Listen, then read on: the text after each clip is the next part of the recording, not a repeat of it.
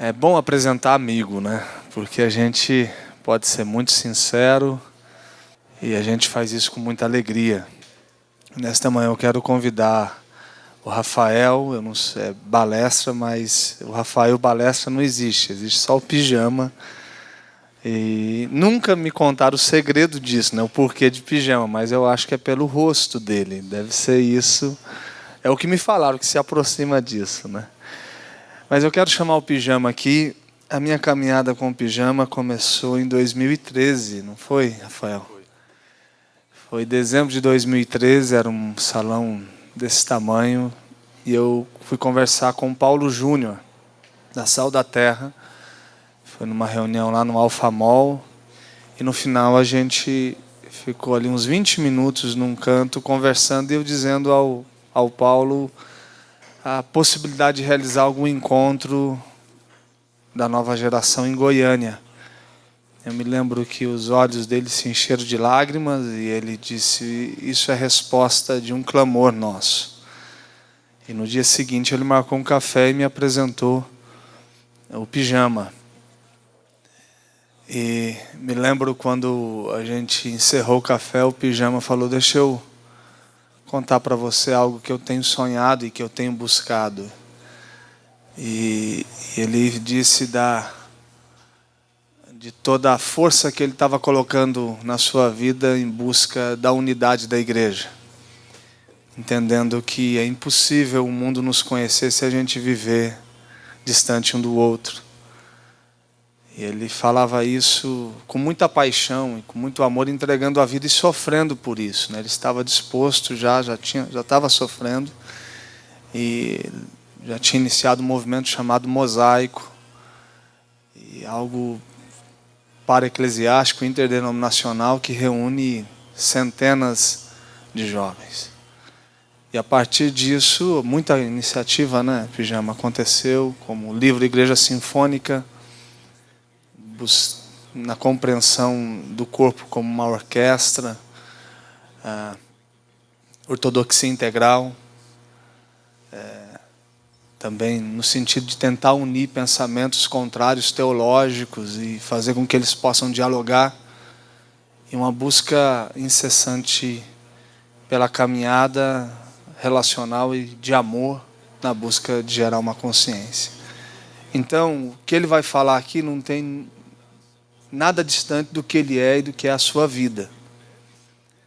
Então, se você conhecer o Pijama, você vai entender que a palavra dele é apenas um detalhe diante de tudo aquilo que ele é e do que ele tem feito. Isso, para mim, tem um peso muito grande.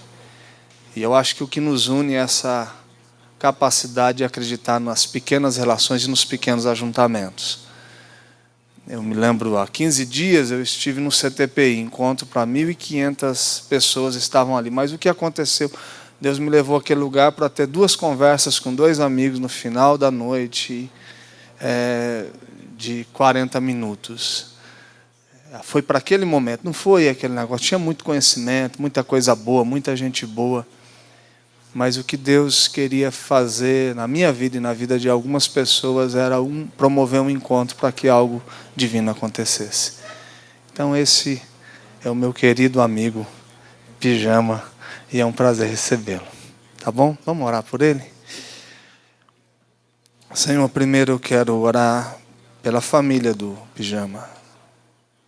Seu filho Vitinho, que hoje é sua herança, o seu tesouro, e eu sei o sacrifício que é ficar longe dos filhos e do Vitinho para estar aqui. Então, que o Senhor possa fortalecer o coração dele diante da saudade do filho e da esposa, e abençoando também a sua família.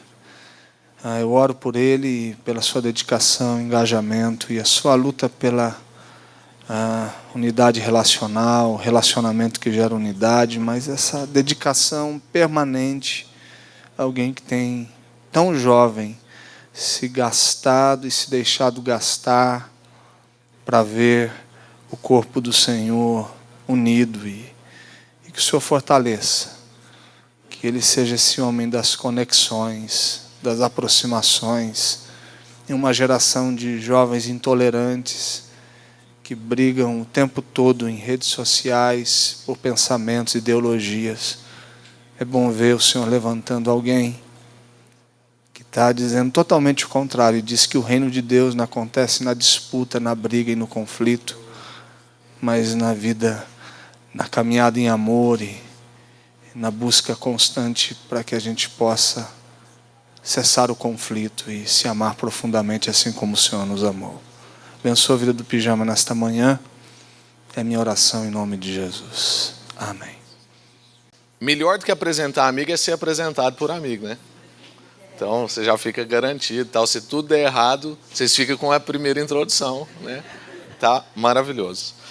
Meu nome é Rafael, como foi dito, sou casado com a Iana, sou pai do Vitor e faço parte da Igreja Sal da Terra em Goiânia e faço parte do movimento Mosaico, né? Então, e tenho muitos amigos, que é uma grande virtude assim na minha vida. É que eu tenho grandes amigos e muitos amigos. Acho que hoje não tem um estado do Brasil que o Mosaico não tem um tipo de relação, né? E até no Acre, que muita gente acha que não existe, a gente tem, né, amigos por lá também. Então isso é uma grande virtude, né? E sou muito grato a Deus por isso, né? Inclusive acho que não estaria aqui hoje se não fosse por causa de amizades. Então me sinto muito honrado, muito grato e é um privilégio poder compartilhar a palavra do Senhor com vocês. Depois vocês podem procurar mais assim no Facebook, no Instagram e no YouTube a respeito do Mosaico. Tem uma nota que nós escrevemos, se não me engano, no ano passado, que foi naquele tempo de muita polarização política. A gente escreveu uma nota sobre os desafios da unidade da igreja em tempos de polarização política. E lá a gente defende alguns pontos para que a gente consiga conviver bem. E aquilo ali traduz muito do que a gente crê, aquilo ali traduz muito o que é o Mosaico. E também a gente lançou, no final de 2015, esse livro, Igreja... Não, a gente lançou o ano... foi no final de 2015. Esse livro, no final de 2015 a gente terminou de escrever, ele foi lançado em 2016, desculpa. Que é o Igreja Sinfônica, que foi escrito por 7 amigos, lançado pela Mundo Cristão. E quando a Mundo Cristão nos procurou para a gente escrever um livro sobre a unidade da igreja, a gente falou assim, pode ser de grupo? E é igual o trabalho de escola, né? Pode ser de grupo? Aí eles falaram assim, como que é isso? E aí a gente, né, falou com eles como é que seria e eles gostaram demais. Inclusive agora saiu um livro da Reforma a várias mãos também. Não é igual o Igreja Sinfônica, porque o Igreja Sinfônica não são 7 artigos diferentes, tá, gente? O Igreja Sinfônica é um livro escrito por 7 amigos. Então isso aqui gastou muita madrugada, muito hangout, a minha esposa sabe todas as madrugadas que foram gastas aqui, e ela inclusive reclamava, a esposa do Marcos também. A Débora fez até publicações no Facebook, né? Como é que era? Em prol do horário comercial, era um negócio assim, para a gente se reunir em horários comerciais. E, então, assim, não são 7 artigos distintos, é um livro escrito por 7 amigos e foi muito bom a gente fazer, isso afinou ainda mais a nossa amizade, tiveram tensões na escrita, é lógico, e a nossa amizade não é romântica, viu, gente? Tem gente que acha que no Mosaico a gente fica rindo, abraçando, né? A gente discute, a gente briga, a gente às vezes fala alto, mas a gente faz isso no nosso ambiente, né? A gente não faz isso, por exemplo, na rede social, a gente não faz isso nas costas, a gente fala mal na cara, e isso tem dado para nós uma boa sustentação de amizade. Então, o Mosaico é um movimento relacional de unidade. A gente usa a palavra relacional antes de unidade de propósito, porque a gente entende que é impossível a gente trabalhar pela unidade da igreja se a gente tiver uma base relacional frágil. Porque como a unidade que Deus trouxe para nós e propôs não é uniforme, ela é diversa, então a gente só consegue manter unidade com diversidade se as nossas relações estiverem boas o suficiente para eu aguentar a diferença do Sebastião Júnior, para eu saber a diferença do Paulinho. E eles saberem a minha diferença, e a gente conseguir conviver com isso numa base relacional forte. Porque quando você tem bases relacionais fortes, você não abre mão das pessoas, né? Então, eu acho interessante que a gente chama a igreja de família, mas a gente abre mão dessa família quando ela não está nos agradando. Mas se fosse família, a gente não abriria mão. Porque, por exemplo, no meu almoço de domingo, eu com certeza tenho lá uma tia chata, um primo chato, e eu com certeza posso ser esse primo chato. Inclusive, soberba me achar que eu não sou o primo chato. Mas eu não abro mão do almoço de família no domingo por causa do primo ou da tia. Porque eu estou lá para ver meu pai, minha mãe, minha avó, todo mundo, inclusive a tia e o primo. Aquilo ali não tem jeito, é parte da minha família até o dia que Jesus levar a gente, tá daquele jeito. E às vezes a gente abre mão disso na igreja. Então, a gente entende que se a nossa base relacional estiver muito bem fundamentada, a gente vai conseguir conviver com as diversidades. Amém? E nós estamos fundados em Efésios 4. Então, depois, se você quiser ler lá, Efésios 4, porque muita gente fala assim, mas que tipo de unidade?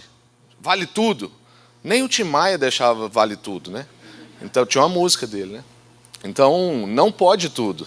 A gente está ali fundado em Efésios 4, a gente crê num só Deus e Pai de todos, a gente crê num só batismo, a gente crê num só Espírito, a gente crê numa só igreja.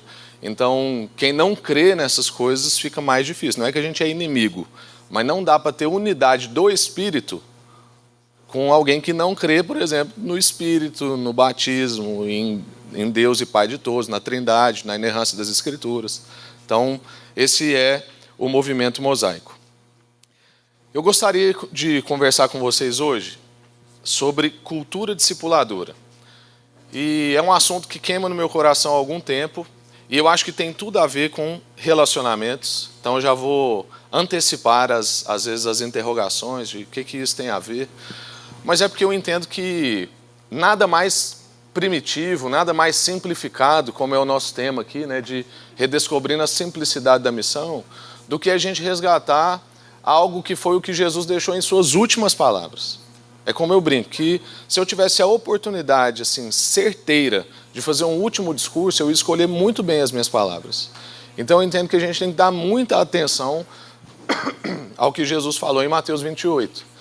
E eu tenho meditado sobre isso há algum tempo. Eu e o Pedro, que esteve aqui o ano passado, a gente tem executado algumas coisas nessa área de discipulado na nossa comunidade local, ele na dele e eu na minha, e nós somos de ministérios diferentes, e a gente se encontra, vê como é que está sendo os resultados, e isso tem sido muito bom para nós.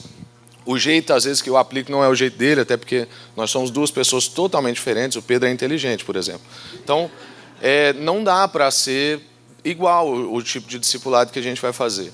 Mas isso é algo que tem queimado no meu coração, porque eu sinto que, devido a alguns traumas que essa palavra trouxe no nosso país, e na minha cidade é muito forte, na minha cidade, assim, teve uma pessoa, eu preguei algo parecido com isso lá no domingo de manhã passado, e teve um irmão lá, líder do louvor nosso da manhã, que ele chegou em mim e falava assim, Rafa, cada vez que você falava a palavra discipulado, eu tremia assim, ó.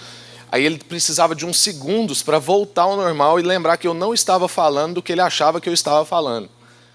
Teve outra irmã, porque a gente gravou uma série de podcasts também no nosso aplicativo da igreja sobre discipulado. Acho que foram 6 ou 8. E aí essa irmã falou a mesma coisa. Ela falou assim, Rafa, quando eu escuto o podcast, eu preciso assim, dar uma pausa entre um e outro de uns 5 minutos ministrando na minha vida de que você não está falando o que eu acho que você está falando. Então, eu acho que isso afetou não só a minha cidade, isso afetou todo o país, com pessoas achando que discipulado é uma técnica, é uma metodologia, é um jeito de fazer a igreja crescer, é uma pressão, ou então, nos mais tradicionais, que é uma classe de estudo bíblico, né, que é uma sala de aula, e não se faz discipulado desse jeito, nem como técnica e metodologia e métodos, nem como sala de aula e estudo bíblico. Não é essa, né, a proposta de Jesus. Inclusive, Jesus não se preocupou com isso, de deixar um jeito. E eu, às vezes, fico indignado com isso, né, porque Jesus podia ter falado assim, não monta uma igreja com mais de 150 pessoas, você vai lá, o discipulado é desse jeito aqui, na hora de batizar, é com muita água. Ou não, é com pouca água. Faz desse jeito aqui. Então, ele não preocupou com essas coisas, e a gente fica aí, né, nessa discussão e tal. Então, eu acho que é um assunto urgente para nós. Então, a primeira coisa que eu queria reforçar com vocês, vou precisar fazer uma introdução um pouco mais longa, então eu não esqueci do texto bíblico, nós vamos chegar lá, tá? Para a gente poder assimilar o que nós estamos querendo dizer quando a gente fala sobre uma cultura discipuladora. O dicionário, por exemplo, fala para nós que uma cultura é quando você tem um conjunto de valores, um conjunto de objetivos e um conjunto de práticas que caracteriza uma comunidade ou um grupo de pessoas. Então, não é só as práticas. E também não é só os objetivos. Tem que envolver valores, tem que envolver objetivos, tem que envolver práticas. Aí eu estou falando de um dicionário. Mas é mais ou menos o que a gente quer trabalhar aqui, que não é só a prática, não é só o objetivo, não é só os valores, mas é que é tudo isso junto. Mas é claro, com o espírito que Jesus deixou para nós. Então, discipulado, irmãos, não é adestramento, não é um programa de igreja. A gente tem a tentação de achar que é uma técnica, mas também não é uma técnica. Também não é uma escola ou um estudo bíblico. E, como eu disse, eu entendo que Deus está conduzindo a gente até esse momento, e Deus tem falado muito comigo a respeito de discipulado. Eu percebo vários sinais disso na história. Por isso que eu vou mostrar para vocês um pouco dessa história. Por isso que eu queria que nesse momento, se você tem algum tipo de resistência, ou comigo, ou com essa palavra discipulado, ou com alguma coisa que você está com resistência hoje, que você abra seu coração, para que você peça para Deus falar ao seu coração aquilo que Ele tem para você nessa manhã. Eu creio muito na palavra de Deus e entendo que quando o salmista diz lá no Salmo 133 que no lugar da comunhão, onde a gente se encontra, é nesse lugar que Deus ordena bênção e vida para sempre. Então não menospreze esse momento aqui, o que Deus quer fazer com você nesse momento aqui. Eu gostaria que a gente orasse nesse momento para que Deus falasse com a gente, porque eu entendo que Deus tem algo maravilhoso para a gente nessa manhã. Senhor, muito obrigado por esse dia. Tem sido tão bom esse tempo aqui, desde ontem. É um Deus muito intenso e poder conhecer várias histórias, poder repartir vida, poder ser instruído, poder instruir, poder orar junto com os meus amigos, poder comer junto, poder sorrir, poder chorar. É maravilhoso, ó Deus, fazer parte da sua igreja e com o Senhor não tem monotonia. A vida com o Senhor é radical, é surpresa, é o tempo todo uma novidade. A gente sepulta pessoas e celebra casamentos no mesmo dia, comemora aniversários.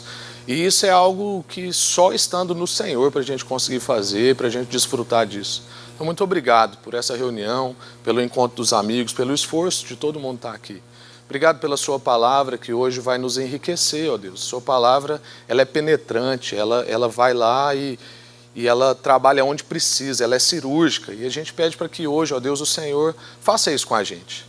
Eu clamo ao Senhor para que nesse momento o Senhor vai quebrando, ó Deus, fortalezas mentais. Peço para que o Senhor derrube mesmo, ó Deus, todo tipo de fortaleza. Quebra, ó Deus, cadeias da nossa mente, como a sua palavra diz. Que o Senhor ilumine os olhos do nosso entendimento para a gente perceber coisas que a gente ainda não percebeu. E que o Senhor quebrante o nosso coração para que a gente possa receber mesmo a ministração que o Senhor tem para nós essa manhã. Em nome de Jesus. Amém. Amém. Graças a Deus. Então, falei para vocês que Deus está trazendo a gente até esse momento, eu entendo, né? A gente teve uma série de conferências, eu não sei se você acompanha isso pela rede social, muitas falando sobre transição de geração. Isso tem sido um assunto, esse negócio de passar cajado, passar bastão, cada um usa um termo, mas muita gente preocupada. Eu lembro que lá no Missão na Índica, em Goiânia, se não me engano, em 2014, teve um fórum sobre isso e foi tenso. Eu lembro que no fórum lá a coisa esquentou. Então esse é um assunto recorrente. Nesse livro, inclusive, no Igreja Sinfônica, no primeiro capítulo que eu escrevi aqui, eu falo da experiência de um amigo que foi numa reunião da ONU. E me marcou muito o testemunho dele, porque ele não tinha nem noção, né? E o livro começa, assim, o primeiro capítulo começa com o Flávio, que é um missionário nosso que ficou na Europa 22 anos, teve um ano com a gente em Goiânia, ele fez relações internacionais, antropologia, e ele é muito envolvido nas questões da ONU, e ele foi convidado para uma reunião em Nova York, onde ia ter um representante de cada país para discussões da ONU. E aí, no testemunho dele, ele falou para mim assim, que algumas coisas o marcaram. A primeira coisa é que cada líder de um país tinha um líder mais jovem com ele. E esse líder mais jovem não estava só para contemplar, esse líder mais jovem estava para falar. É tipo o nosso irmão aqui do Carrom, que ele não está aqui só para representar, ele está aqui conduzindo a gente. E eu fui muito abençoado pelo louvor aqui, inclusive, viu, irmãos? Vocês são uma benção. E outra coisa que ele falou que marcou foram 3 palavras, que era tradução, transição e sustentabilidade. E quando ele falou isso, o Espírito Santo falou comigo, porque eu não tenho essa capacidade intelectual de fazer essa conexão. Mas Deus falou comigo assim, esse é o problema da igreja. Tradução, transição e sustentabilidade. Eu comecei a pensar sobre isso, escrevi um monte de coisa e tal. Aí eu mostrei para o meu amigo inteligente, que é o Pedro. Falei, Pedro, faz isso aqui virar inteligente. Aí ele me ajudou e tal, e ficou legal. Aí a gente até falou, vamos escrever sobre isso aqui. Então, eu entendo que Deus está trazendo a gente até esse momento. Por quê? Porque isso não é uma crise só na igreja. Isso é uma crise mundial. Quando você pega e fala que teve uma reunião da ONU com representantes de todos os países para conversar sobre esse assunto de tradução, transição e sustentabilidade, é algo que a gente precisa tomar nota e prestar atenção sobre isso e o que Deus está fazendo aqui sobre esse assunto.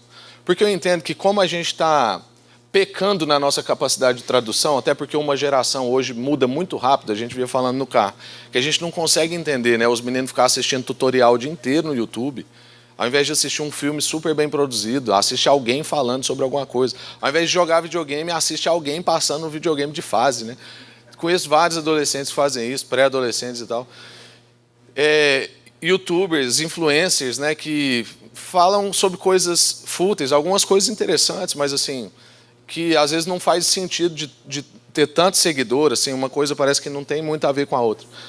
E isso mostra para nós a nossa capacidade de tradução. Então, o fato de eu ter dificuldade para entender isso já mostra uma diferença geracional. Há pouco tempo atrás diziam que uma geração muda a cada 7 anos. Eu acho que agora já encurtou. Mas 7 anos também é muito pouco. Você pensa uma geração que muda completamente a cada 7 anos. Quando eu nasci ainda não existia celular.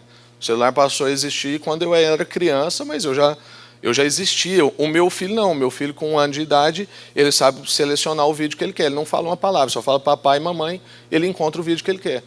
Então a gente percebe que há um desafio na tradução. Quando eu quero me comunicar com um adolescente, com um jovem 7, 10 anos mais novo que eu, há um desafio, eu tenho que fazer um esforço para me comunicar.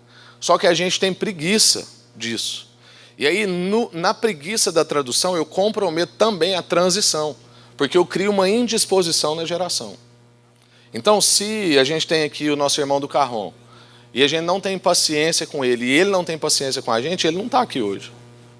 Porque aí a gente pecou na tradução e isso comprometeu a transição. Quando eu comprometo a transição, eu acabo com a sustentabilidade, porque eu não consigo fazer processos sustentáveis. Então é o que eu conversava aqui de manhã com o Tiago ali, que a gente está tão viciado em viabilidade que a gente compromete a sustentabilidade.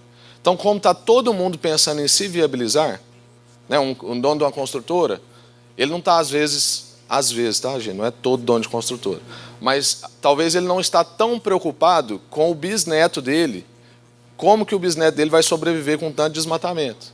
Ele está preocupado em como é que a empresa dele vai sobreviver e ele vai enriquecer e aquele povo vai morar bem naquele momento. Então ele vai lá, desmata, arruma, passa concreto em tudo.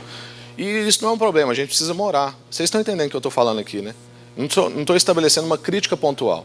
Eu estou dizendo que o nosso vício pela viabilidade está deixando a gente comprometido na área da sustentabilidade.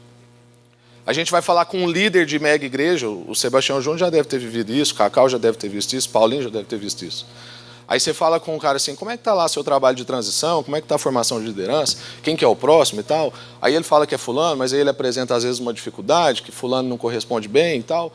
E aí ele, no final ele solta a frase que ele não deveria, que ele fala assim, não, mas eu também construí isso aqui tudo sozinho, o próximo que vier depois se vira. Eu já ouvi isso, não só de um líder. Eu construí, eu dei conta, o próximo que vier constrói e ele faz. Então a gente não está tão comprometido com processos sustentáveis quanto a gente está comprometido com processos viáveis. E isso tem feito a gente viver essa crise na transição das gerações, na transição da liderança. Tanto que a maioria dos nossos congressos hoje, gente, não tem problema nenhum com isso, mas a maioria dos nossos congressos hoje de jovens, quem fala são pessoas acima de 50 anos. E eu amo isso, eu ouço o Paulo Júnior assim, eu babo, meu cérebro escorre pela orelha, eu escrevo até, é maravilhoso. Mas eu lembro que na época do Paulo Júnior, era eles mesmos que falavam com eles mesmos. Ari, Paulo Júnior, Ricardo Barbosa, tantos outros. E a gente parece que está vivendo uma crise nessa área. E a gente precisa estar atento sobre isso. Tem um vídeo no YouTube muito bom de vocês assistirem, não dá tempo de eu passar aqui, que é do Darren Patrick. Ele escreveu um livro que chama O Plantador. Depois você procura lá, Darren Patrick, O Plantador, tem legenda, tudo, é um videozinho de uns 5 minutos. E é o Darren Patrick dentro de uma igreja que virou um museu. E ele vai falar sobre o problema da transição de gerações que tem feito igrejas virarem museus. Isso já aconteceu na Europa, é um fato. Tem acontecido nos Estados Unidos e aqui as coisas correm numa velocidade assustadora. E se a gente não tomar cuidado, isso vai acontecer com a gente. Mas isso também não acontece só na época contemporânea. Se você pegar lá Antigo Testamento, você vai ver lá Moisés, passou para Josué e Caleb e depois o caos, porque não houve transição de gerações. Ficou estabelecendo juízes, até Deus mostrar que ele queria construir mesmo, era uma família, estabeleceu um rei, lembrou o pessoal da aliança com Abraão, e nós estamos nisso até hoje, graças a Deus. E Jesus é a mesma coisa, veio para estabelecer uma família que somos nós, a igreja. Então, gente, se a gente não tomar cuidado, a gente vai acontecer o mesmo processo de Moisés, Josué e Caleb e o caos. Porque às vezes a gente faz uma transição, mas a gente não ensina pessoas a fazerem transição. Transição. 2 Timóteo. Encontre homens fiéis capazes de instruir a outros. Esse é o processo. O que eu fiz com você, faça com outras pessoas. Eu não sei se você sabe, mas tem pesquisas feitas nos Estados Unidos e na Suécia que mostram, por exemplo, nos Estados Unidos, várias regiões com 40% a 50% da população morando sozinha. Na Suécia sobe para 60%. Você pega um condomínio, por exemplo, com 10 casas, tem 6 casas que mora só uma pessoa. Você pega um prédio com 100 apartamentos, 60 apartamentos morando com uma só pessoa. Isso vai mostrando para nós o que vai acontecer com a gente. Não tem jeito. Porque é uma tendência ao isolamento, a viver sozinho, a não trabalhar com tradução, porque dá canseira, preguiça. Aí compromete a transição e nós vamos comprometer a sustentabilidade. Porque essas pessoas que moram sozinhas, é lógico que elas não formaram família, é lógico que elas não vão ter filho. É lógico que daqui a uns dias, como na França, vai ter um problema de natalidade. E agora está tendo incentivo lá na França de natalidade para o povo engravidar. É lógico que essas coisas vão acontecer. Mas a gente, o povo de Deus, é o povo que tem revelação. A gente enxerga o que as pessoas não estão enxergando. Paulo diz para nós que o homem natural discerne bem as coisas naturais, mas que o homem espiritual discerne bem todas as coisas. Então nós somos o tipo de gente que olha para uma pesquisa dessa e não vê só número. A gente olha para uma pesquisa dessa e fala assim, a gente precisa trabalhar, a gente precisa fazer filho biológico, fazer filho espiritual, a gente precisa treinar a gente precisa caminhar com gente, a gente precisa fazer a família, a gente precisa resgatar o que Jesus mandou a gente fazer. Discípulo. Deus é uma relação de 3 pessoas, irmãos. Nós somos feitos uma imagem que corresponde a essa semelhança invisível. Por isso que lá em Gênesis está lá, Deus fez o homem, viu que não era bom, criou para ele uma ajudadora, falou assim, sejam um e multipliquem. Porque aí vocês vão ser, de fato, a nossa semelhança. Porque Deus é uma família. E nós precisamos ser uma família. Não é bom viver sozinho. Nós somos de natureza relacional. Por isso que pessoas que vivem no isolamento, pessoas que vivem sozinhos, entram em depressão, suicida. Eu moro na cidade que tem o maior índice de suicídio jovem do Brasil. E esse índice de suicídio está predominantemente na classe média alta e na classe alta. Isso mostra para nós que dinheiro não resolve. O que resolve é isso aqui, ó. O que resolve são as pessoas, as relações, a vida com Deus. O que resolve é a comunidade. A gente brinca que o pobre não suicida porque ele ainda tem esperança de que quando ele ficar rico, ele vai ser feliz. Né? O rico já não tem esperança mais, ele ficou e viu que não resolve. Sei que é uma brincadeira de mau gosto, depois se puder editar isso no vídeo. Mas, irmãos, nós somos de natureza relacional. E a palavra de Deus diz que a gente percebe que o cerne das Escrituras assim, é o amor. Deus é amor, né? E amor pressupõe relação, porque quem ama, ama alguém, não ama alguma coisa, né? Porque se você ama alguma coisa, inclusive tem um problema aí, que precisa ser tratado. Você pode me procurar, confessar depois. A gente vai orar junto. Porque quem ama, ama alguém. E nós somos feitos disso. A relação de Deus na Trindade transbordou de amor até chegar na gente. E nós somos feitos de um transbordar de amor. Essa é a nossa natureza. As palavras ontem do Cacau me abençoaram muito. E marcou para mim aqui 3 palavras, que foi imitadores, esperança e amor. E tudo isso tem tudo a ver com o que a gente está falando. Porque tudo isso tem a ver com vida comunitária e com exercício de amor. Porque a gente ser imitador de Jesus está implícito que nós vamos amar as pessoas. amor está implícito que a gente vai viver em comunidade, porque não tem jeito de amar sozinho. E esperança, porque nós vamos viver numa comunidade muito maior daqui a pouco tempo. Daqui a pouco tempo nós vamos estar lá com a mãe do Cacau. É rápido, é já já. E a gente precisa ser ministrado nisso. Vamos ler o texto, porque eu falei que eu não esqueci do texto, né? E já passou muito tempo aqui da minha fala. Mateus 28, versículo 18 a 20. Muita gente compreende mal esse texto. E hoje eu gostaria de fazer a gente ajudar a entender aqui. Mateus 28, 18 a 20. Eu estou igual o Cacau. Eu vou chegar no fim, viu, gente? Mateus 28, 18 a 20. Então Jesus aproximou-se deles e disse: Foi-me dada toda a autoridade nos céus e na terra, por isso vão e façam discípulos de todas as nações, batizando-os em nome do Pai, do Filho e do Espírito Santo e ensinando-os a obedecer tudo que eu lhes ordenei. E eu estarei sempre com vocês até o fim dos tempos. Vamos ler de novo? Então Jesus aproximou-se deles e disse: Foi-me dada toda a autoridade nos céus e na terra. Portanto, vão e façam discípulos de todas as nações, batizando-os em nome do Pai, do Filho e do Espírito Santo, e ensinando-os a obedecer tudo que eu lhes ordenei, e eu estarei sempre com vocês até o fim dos tempos. Como eu disse, Jesus está nas suas palavras finais aqui. É o final do Evangelho, é pós-ressurreição, e Jesus tinha que escolher bem o discurso dele. Se fosse eu escolheria bem. E essas são as últimas palavras de Jesus, e eu acho que a gente tem que dar, então, muita atenção para elas. E dentro da história que Deus está contando na Bíblia, que é uma história só, da redenção do seu povo, ele escolheu trabalhar com uma família. A gente vê lá que Deus fez uma família, depois ele salvou uma família no dilúvio, depois ele estabeleceu um compromisso com a família em Abraão, depois ele estabeleceu um rei, e da sua geração a gente ia ter o Redentor, nosso Senhor Jesus, e o Senhor Jesus está à espera de um casamento, ou seja, da formação de uma família com a gente, com a noiva dele, que é a igreja. Então a gente precisa lembrar que o jeito que Deus trabalha é a partir de uma matriz familiar, como a gente conversou muito ontem. Então, quando eu estou falando de discipulado, eu não estou falando a partir de uma perspectiva corporativa, eu não estou falando de pressão multiplicadora, não, a gente não está falando daquilo que a gente já disse antes. Nós estamos falando de multiplicação, por exemplo, a partir de uma perspectiva familiar. É um de cada vez, demora muito tempo, né? Tem gestação de 7 meses, 9 meses, tem gestação de 5 anos, né? Tem gente que... Porque gestação é a partir do momento que você começa a querer aquilo. Então, você engravida daquele pensamento que Deus te deu. Então, tem, às vezes, uma mulher já está grávida há 5 anos e o seu marido só está grávida há poucos meses ou poucas horas. Ela está lá, ó, né, Nana? Então, a gente precisa discernir que Deus starta processos na nossa vida, né?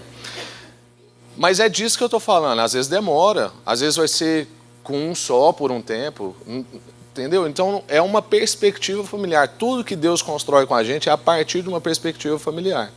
Então a gente não está aqui, gente, reunido como igreja só para se sentir bem. Não tem jeito de não se sentir bem com um louvor desse aqui não, gente. Um ar-condicionado desse, uns lugares para comer bom, uma cidade dessa. Eu falei, eu mudaria para cá facilmente. Que isso, cidade maravilhosa. Então a gente não está aqui só para se sentir bem. A mesma coisa é a perspectiva de um casal. Por isso que Deus fala assim, vocês serão uma só carne e multiplicarão. Não é para ficar assim, tá bom demais, somos uma só carne. Tipo os discípulos no monte lá da transfiguração. Jesus, vamos fazer uma tenda aqui para o Senhor, fazer uma tenda aqui para Moisés e tal. Vamos ficar aqui de boa. Jesus fosse negativo, tem muito serviço, bora, desce o morro todo mundo.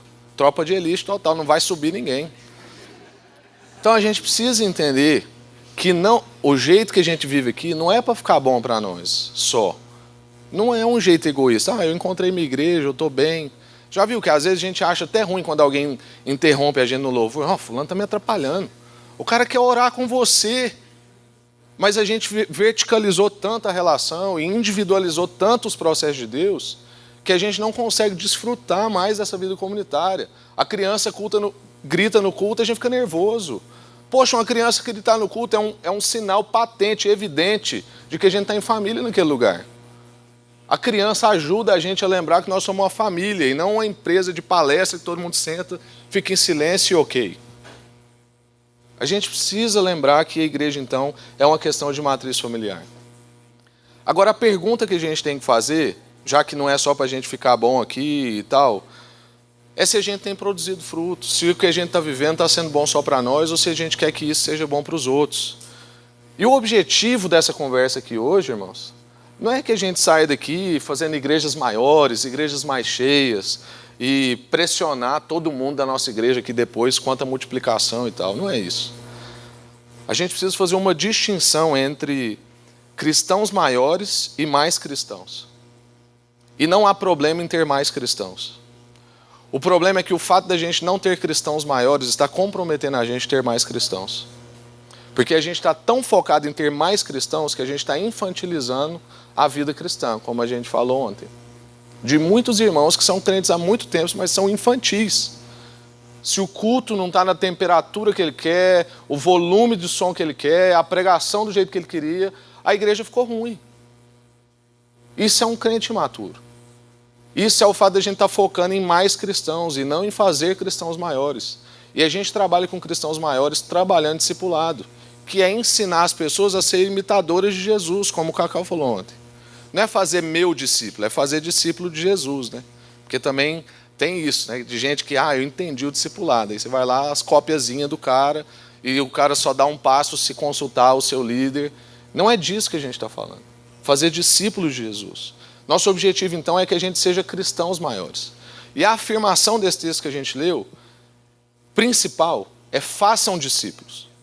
E esse texto foi cooptado, às vezes por agências missionárias ou ministérios de missões, e eu estou aqui no ministério de missões, né?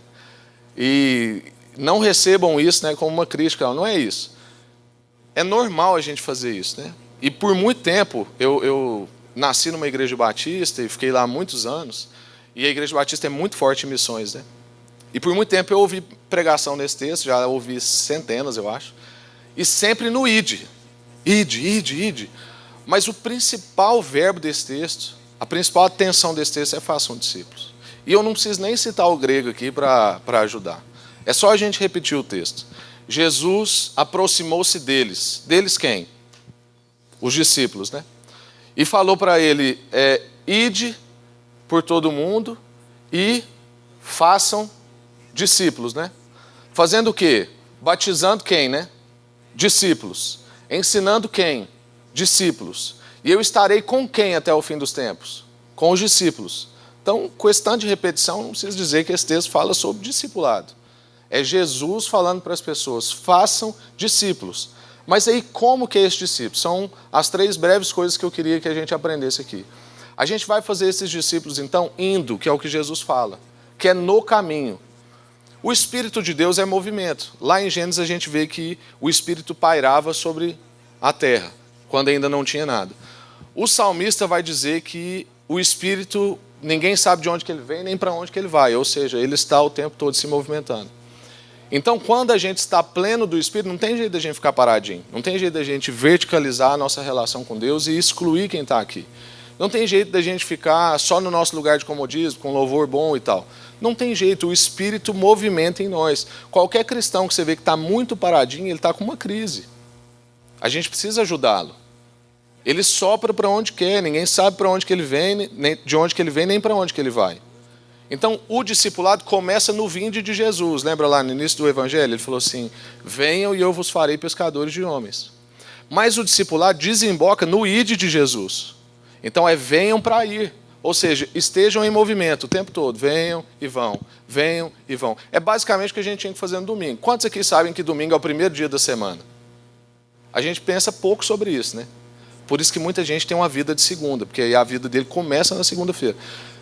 Por que é bom a gente reunir no domingo, que é o primeiro dia da semana? Porque é um sinal de que nós estamos buscando de Deus revelação para iniciar a nossa semana. Então eu começo uma semana de primeira, eu começo uma semana buscando a revelação de Deus. Esse é o movimento. Por isso que a gente vai encontrar com os irmãos no domingo, não precisa ser só no domingo, mas a gente vai encontrar com os irmãos no domingo e depois a gente vai ser esse irmão na semana. Porque eu busco revelação para isso e isso estabelece na minha vida um movimento. Aonde eu tenho orações individuais, depois eu tenho orações de grupo, depois eu tenho meditações nas Escrituras. E isso é uma movimentação na nossa vida. Então esse indo aqui que Jesus está falando é no caminho, é na totalidade da vida. Aonde você for, o que você fizer, é na indústria, é na empresa, é na escola, na universidade, em todos os lugares, façam discípulos. É isso que Jesus está falando para nós aqui, é em todas as esferas da nossa vida. Como diz o Abraham Kuyper, que não há nem um centímetro quadrado sequer da sua existência, da existência de qualquer pessoa, ou da totalidade da criação, em que Cristo não coloque o pé e confisque aquilo para ele. Diga, isso é meu. Então Deus tem algo a dizer sobre a nossa profissão, sobre o curso que a gente faz, sobre a indústria que a gente trabalha, sobre o jeito que a gente trata a nossa esposa, sobre o tom de voz que a gente fala com os nossos filhos. E, infelizmente, parece que a gente é um ateu durante a semana. E isso tem dificultado a gente também a ser discípulo e fazer discípulo. Porque a gente é crente de domingo. Quisera alguns filhos aqui ter o tom de voz dos seus pais do almoço de domingo na semana. Parece que o pai fica possesso, né? Ainda bem que é do Espírito Santo. No domingo, e aí ele tem um tom de voz com a esposa, né? Com a criança e tal. Mas já na segunda ou na terça-feira o Espírito sai. E tomara que não entre outro. Misericórdia, a gente vive como se Deus não tivesse nada para falar sobre o nosso tom de voz, sobre a forma com que a gente paga os nossos impostos, a forma com que eu trato meu patrão ou a forma com que eu vou gerir a minha empresa. Então a bênção, irmãos, não fica na pessoa. A bênção foi feita para ser passada. Isso é amor. Quando a gente descobre alguma coisa boa na nossa vida, a gente quer compartilhar isso com as pessoas. A gente faz isso com filme, a gente faz isso com carro, a gente faz isso com roupa, mas parece que a gente tem uma dificuldade de fazer isso com o Evangelho. Talvez porque você ainda não entendeu que o Evangelho é bom demais. Tem cristãos que eu encontro que eu acho que ele ainda não entendeu o quanto o Evangelho é bom. Porque eu vejo cristãos, influencers, por exemplo, né, no Insta Stories, recomendando roupas, recomendando músicas, recomendando carros, viagens. Mas eu vejo poucos recomendando o Evangelho. E eu não estou falando aqui de falar crentez. Eu não estou falando aqui da gente estabelecer 4 leis espirituais no nosso Insta Stories. Pode ser também, mas não é só disso que eu estou falando. Estou falando disso na totalidade da vida. A forma com que eu me expresso é uma forma que transborda esse amor. Então a cultura discipuladora envolve ir na direção de uma outra pessoa, repartir com ela, cuidar dela, compartilhar com ela. Vida. Não técnica, não só conteúdo, vida. A segunda coisa que Jesus fala é que a gente vai fazer discípulo batizando. Então a gente faz discípulo indo, aí no caminho a gente também vai batizando as pessoas. E às vezes quando a gente lê esse texto aqui, a gente pensa logo num aspecto mais institucional. Então eu tenho que ir fazer discípulo, aí eu tenho que marcar o dia lá na minha igreja, mergulhar as pessoas na água. Ou se você é de uma outra vertente, você joga uma aguinha, né? Ou então se você é mais radical, você dá uma borrifadinha. É tudo bíblico, as 3 estão na Bíblia, viu, gente? Mas a gente só pensa, às vezes, desse jeito. Mas o que Jesus está querendo dizer aqui para nós é mais do que isso. O que Jesus está querendo dizer para nós é que, nesse caminho, a gente vai ajudar as pessoas a ter experiência com a Trindade. É basicamente o seguinte: façam discípulos da seguinte maneira: mergulha eles na Trindade. Mostra para eles o Pai. Mostra para eles o Filho. Mostra para eles o Espírito. Ou seja, mostra para eles o amor. Mostra para eles a graça. Mostra para eles o consolo e as consolações. Não é assim que a gente ora, a oração sacerdotal? O amor do Pai, a graça maravilhosa do Filho e as consolações do Espírito. Dá experiência para essas pessoas com isso. Mostra para ela que, independente da qualidade paterna que ela teve, independente se o pai dela é um boçal ou se o pai dela é excelente, existe um pai que é uma referência na nossa vida. Ensina para essa pessoa o que é um pai de verdade. Ensina para essa pessoa o que é ser um filho de verdade. E também o que esse filho traz para nós, que é uma adoção imerecida. Dá para a pessoa essas experiências com o Senhor Jesus. E mostra para essa pessoa que ela não está sozinha. Jesus não nos deixou órfãos. Ele é socorro bem presente na angústia. Ele é consolo para nós. Jesus falou assim, não precisa ficar preocupado. Lá em João, uma das passagens mais bonitas, João 13, 14, 15. A despedida de Jesus. Pensa, o cara que resolvia tudo. Você quer andar em cima da água? Tem jeito com Jesus. Você quer que a tempestade pare? Tem jeito com Jesus. Você não anda e quer andar? Tem jeito. Você não enxerga e quer enxergar? Tem jeito. Você quer comer um x-tudo e só tem pizza? Ele faz a pizza virar x-tudo. O cara que resolvia tudo está indo embora. E Jesus fala assim, não se preocupe.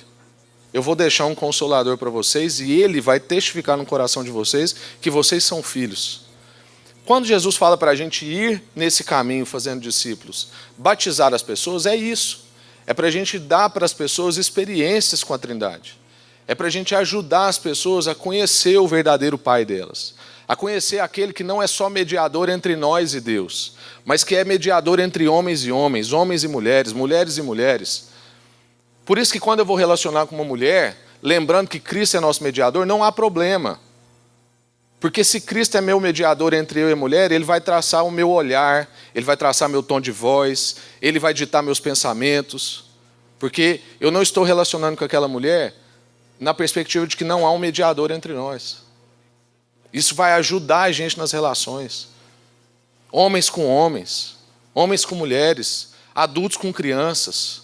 Cristo é o mediador nas nossas relações. E é isso aqui que Jesus está falando para nós. Que a gente deve trazer para as pessoas esse tipo de experiência. Então, seria falta de amor, irmãos. Se a gente conhecesse a vida eterna, a salvação, a relação de amor com a Trindade, e a gente não compartilhasse isso com as pessoas. Seria falta de amor da nossa parte se a gente avança na fé, se a gente amadurece, se a gente conhece Deus, se a gente aprofunda nessa relação com a Trindade, e a gente não quer ajudar outros cristãos a fazerem isso. A pessoa acaba de converter.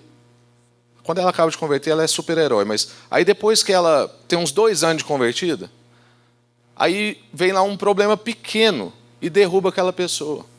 Aí sabe o que a gente faz? Nós somos uns cretinos. A gente olha e fala assim, tá vendo? Fraco demais na fé. Aquilo era fogo de palha. Ao invés do boçal aqui ir lá e ajudar aquela pessoa. Boçal é palavrão, Renato? Não, né? Obrigado. É porque agora eu fiquei preocupado, porque ontem a gente estava falando sobre isso. Né? Não posso, né? De jeito nenhum. Então, ao invés de eu ir lá e ajudar essa pessoa com a minha caminhada que eu já tenho em Jesus, eu estabeleço um julgamento à distância. Isso mostra para nós a nossa preguiça de tradução, que compromete a transição e que está comprometendo a sustentabilidade dos processos. O batismo é um ato testemunhal, gente. É isso que Jesus está falando para nós. É que no momento que a gente também, não só para a pessoa, entendeu? Quando a gente vai mergulhar as pessoas na Trindade, ou seja, trazer para elas uma experiência com a Trindade, não é só ela que vai ser abençoada, as pessoas em volta dela vão ser abençoadas por causa da experiência dela. Eu já vi pessoas se converterem em culto de batismo na minha igreja. Já vi gente decidindo se batizar na hora do batismo. Fala assim, eu quero batizar também. Tem como? A gente falou assim, tem, mergulha primeiro, depois a gente faz a salinha com você. Porque é um ato testemunhal forte. O batismo é um lugar de frutificação. Quando as pessoas verem as outras pessoas sendo transformadas, elas também querem ser transformadas. Essa experiência com a Trindade vai levar as pessoas a quererem experiências com a Trindade. Essa segurança que nós temos na paternidade de Deus, essa segurança que nós temos na adoção através de Jesus, e essa consolação e firmeza e segurança que nós temos nas consolações do Espírito, na presença do Espírito em nós, faz as pessoas quererem saber mais sobre isso. É como Francis Schaeffer dizia, você tem que dar choque de realidade nas pessoas. E que a gente vai para o terceiro ponto, que é ensinando. Vocês vão entender qual que é a relação do choque de realidade. Porque Jesus fala ensinando, mas não é ensinando simplesmente. Não é assim, seja professor, seja professoral. Não, é ensine a obedecer. E aqui está uma tarefa difícil que a gente falou ontem. Difícil ensinar a obedecer. As pessoas não querem mais obedecer, porque obediência pressupõe verdade. E como hoje em dia não há verdade, a gente vive no tempo da pós-verdade, como dizem os inteligentes, eu aprendo essas coisas com meus amigos, gente. Todas as palavras legais que vocês me escutam falando aqui, eu já ouvi ou do Pedro, ou do Leopoldo, desse pessoal inteligente aí que a gente anda, o Marcos Almeida e tal. Então, quando a gente vai falar de ensinar a obedecer, a gente tem que assimilar que as Escrituras são a verdade. Porque Jesus fala, ensina a obedecer tudo que eu lhes ordenei. Tudo que Jesus ordenou está nas Escrituras. Então, vou te ensinar. Você fala para a pessoa em relação à verdade e tal, a pessoa fala assim, não, mas verdade não existe. Verdade absoluta não existe. Aí você fala assim, você tem certeza absoluta disso? Aí você deu um choque de realidade nela, é o que o Schaeffer falava. Eu sei que não é tão simples assim, mas o que Jesus está falando para nós é que a gente gaste tempo, porque ensinar requer tempo. É que a gente invista na vida das pessoas, é que a gente seja persistente no ensino, na transmissão, é que a gente faça investimento em pessoas. Ensinar requer investimento. Todo mundo que ensina sabe que depois que você sai, por exemplo, eu saio de uma administração dessa aqui, dá uma baixa, dá um esgotamento, porque a gente passa, é mais do que conteúdo, a gente passa a gente. É energia, é o tempo que a gente gasta de madrugada orando, é o tempo que a gente gasta lendo, é uma entrega. E é isso que Jesus está falando. Mas não é algo conteudista, porque não foi isso que Jesus fez. E aí, ele vai falar então sobre ensinar a obediência, que é um desafio, porque além da gente viver no tempo da pós-verdade, a gente vive no tempo do eu quero ou eu não quero. As nossas relações não têm mais valor. Os pactos deram lugares a contratos. E eu simplesmente tenho vontade ou não tenho vontade, eu sinto ou eu não sinto. Praticamente nossa relação com Deus ela é assim, né? Se eu sinto, eu estou bem com Deus. E se eu estou bem com Deus, eu sinto. E se eu sinto, eu estou bem com Deus. E se eu estou bem com Deus, eu sinto. Aí se eu vou num culto que eu não arrepio, estou mal com Deus. Aí eu conserto isso, aí eu sinto, aí eu estou bem com Deus. Aí eu estou bem com Deus, aí eu sinto. Então, a gente fica praticamente nesse negócio assim, que pode mudar a qualquer momento. Na minha cidade, eu acabei de passar uma tragédia, não sei se vocês sabem, de um pré-adolescente, um menino de 12 anos, que matou uma menina de 14 anos. A facadas, várias facadas. E aí, quando foram interrogar o menino, pegaram ele, né, e aí perguntou para ele, por que você fez isso? Ele falou assim, porque eu quis. Porque eu estava com vontade. Na verdade, eu queria ter matado mais uma pessoa, mas não deu tempo. 12 anos. Esse menino aprendeu que o que ele tem vontade, ele pode fazer. E é isso que o sistema está ensinando para nós. Se você tem vontade de ser homem, seja. Mas se você não tem, também não precisa. Se você tem vontade de ter filho, tenha. Mas se você não tem, também não precisa. Se você tem vontade de amar as pessoas, ama. Mas se você não tem vontade também, vive sozinho. Vai lá para a Suécia, 60% da população vivendo isoladamente. E a gente acha que o sistema é inofensivo. O cristão, às vezes, ele é um pouco ingênuo. As pessoas estão doutrinando a gente. Hollywood é doutrinação, novela é doutrinação. Aquilo estabelece padrões para nós. Começa devagarzinho. Começa com pegar na mão, há uns anos atrás. Aí agora já tem relação sexual na novela das 8 quase. É assim, é de pílulas. E a gente acha que isso não está sendo construído, que é o acaso. Ah, não, agora é porque estamos num tempo mais livre. Não, gente, isso está sendo construído há anos. E eu não estou aqui com teoria da conspiração, não. Isso existe. Esses fatos que eu falei aqui, irmãos, de jovem matando jovem, índices altos de suicídio, problemas sociais intensos, mostra para nós que nós temos um problema na matriz familiar.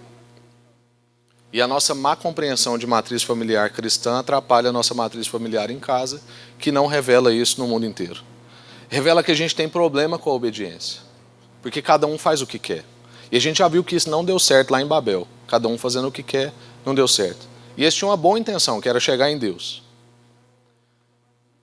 Isso mostra para nós também que os nossos índices altos de cristãos, que nós somos mais de 40 milhões no Brasil, comparado com os índices de suicídio, desespero, desigualdade social, qualidade de vida, mostra que nós estamos com um problema sério. Porque aí surge a pergunta, como que 12 homens frustrados, porque tinham sido traídos por um amigo, tiveram que escolher outro amigo depois, órfãos de Jesus, que era o cara que resolvia tudo, como que essas 12 pessoas fizeram o evangelho chegar aqui hoje na Iba Viva, nesse momento aqui? E nós, com 40 milhões, mais de 40 milhões, não conseguimos mudar a qualidade de vida de uma cidade, por exemplo. Não é nem do país, de uma cidade. Essa pergunta me angustia. Então, não é sobre técnicas capitalistas, não é sobre questões estéticas, numéricas ou performáticas. nós estamos fracassando no discipulado, é porque o nosso discipulado está fraco. É porque a gente não está fazendo imitadores de Jesus, como o Cacau falou aqui ontem. Para a gente concluir, eu entendo que hoje é tempo para nós da gente se arrepender do que a gente não tem feito. E eu entendo também que é um tempo da gente se engajar no que está proposto por Deus na história, que é na construção da família dele. Fazer filhos de Jesus que façam filhos de Jesus. Encontrar pessoas fiéis capazes de instruir a outras pessoas fiéis, que vão instruir a outras pessoas fiéis. Eu gostaria que você ficasse de pé, eu quero orar com você.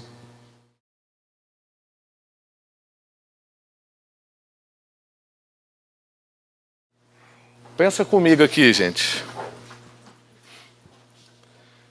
Jesus deixa para nós o padrão da cultura discipuladora.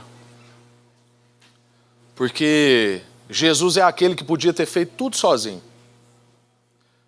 O cara tinha o poder, ele tinha toda a sabedoria. Se ele queria pão, pegava uma pedra, aquela pedra virava pão. Ele tinha influência, ele tinha tudo. Jesus tinha todas as condições, ele tinha a CNTP perfeita. Condições normais de temperatura e pressão, ele estava assim... Jesus tinha tudo. E ele escolheu fazer isso com 12 homens canseira. Canseira, pensa, 12 caras canseira. Um traiu, os outros sumiram na hora da crucificação. O melhor que ele tinha na cabeça lá do cara, né, que era o melhor, negou ele algumas vezes. Então a gente percebe que Jesus está deixando para nós aqui um exemplo. Que é, ainda que você seja muito bom, não é bom ser só. Ainda que você tenha todo o poder, não é bom ser só. Mas ele também deixa um exemplo, que ainda que você seja o mais incompetente dos incompetentes, tipo Pedro, não seja só. Gente, Pedro escreveu depois, falou assim, o irmão Paulo escreveu uns negócios difíceis de entender, mas dedica nisso aí, é importante. Então, na cabeça de Pedro, ele entendeu depois, falou, não, eu sou incompetente mesmo, eu achava que eu era o discípulo assim, que ia mais amar, que ia mais trabalhar e tal. Aí Paulo chegou aí agora e uma patrola, o que Paulo fez aqui em pouco tempo. Mas Pedro não entendeu que ele estava, então, isento do processo de discipulado. Ele recebeu aquilo de Jesus. Então, irmãos, não interessa o quanto mais incompetente ou quanto mais competente você é, o quanto menos tempo com Jesus e o quanto mais tempo com Jesus você tem, todos nós somos convocados a ir e fazer discípulos. Ensinar esses discípulos a obedecer tudo que Jesus ordenou e mergulhar eles na Trindade. E o que Jesus diz para nós que nos dá essa garantia? Ele conclui dizendo, e eu estarei com vocês até o fim dos tempos. Então isso não é para a gente ser feito sozinho. Não é para ser feito na força do braço. A gente vai conseguir fazer isso porque no início Jesus fala que toda a autoridade foi dada por ele nos céus e na terra, e porque no final ele fala que ele estará conosco todos os dias até a consumação dos dias. Então é por causa da autoridade dele, é por causa da presença dele que a gente vai conseguir fazer discípulo. E ele fala para nós, eu deixei para vocês o meu espírito. Ele não deixou um modelo, uma técnica, ele deixou para nós um espírito. Isso fala sobre legado. Isso é o que a gente faz com um filho. A gente não pega um filho e ensina para ele um tanto de técnica de como ser filho. A gente vai vivendo com o nosso filho. E ele vai convivendo com a gente, ele vai pegando o espírito da família, é aquilo. É isso que a gente tem que fazer com os nossos irmãos da nossa igreja e com os de fora da igreja.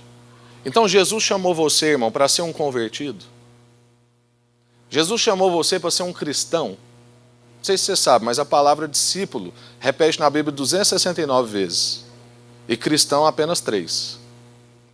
Jesus chamou você para ser presbiteriano, para ser batista, para ser metodista. Não, Jesus chamou você para ser discípulo ou imitador. E isso requer de nós, então, um movimento.